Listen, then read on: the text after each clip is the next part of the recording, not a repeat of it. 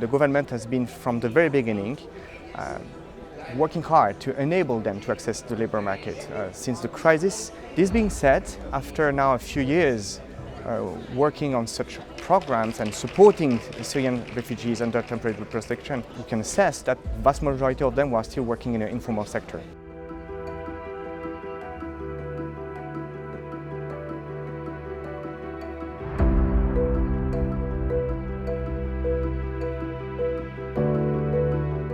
What Spark has been doing, to the best of our ability and together with our partners, trying to provide incentives to employers about facilitating the obtention of working permits and working extensively in, on one hand, skilling up the refugees on market-relevant skills and competencies, and on the other, trying to match their skills with the needs of those private sector entities and basically connecting them together.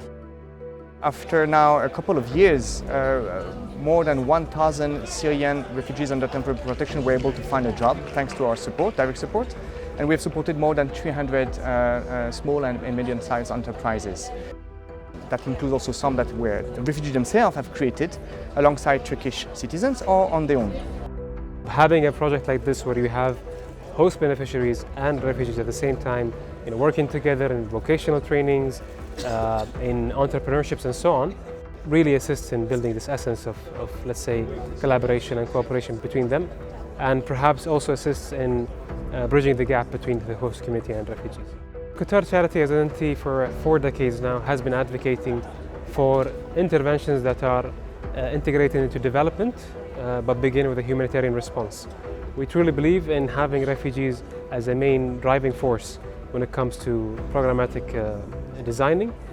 This is why QC really approaches economic empowerment as a main sector for intervention. A lot of refugees have very vital, important skills.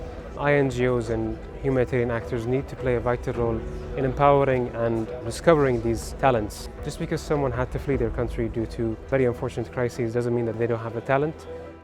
Preserving the dignity of refugees is important and vital.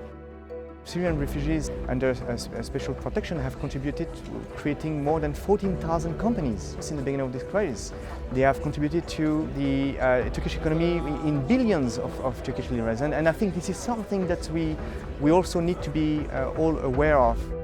So there is a lot of great potential for all the concerned stakeholders if we get this right.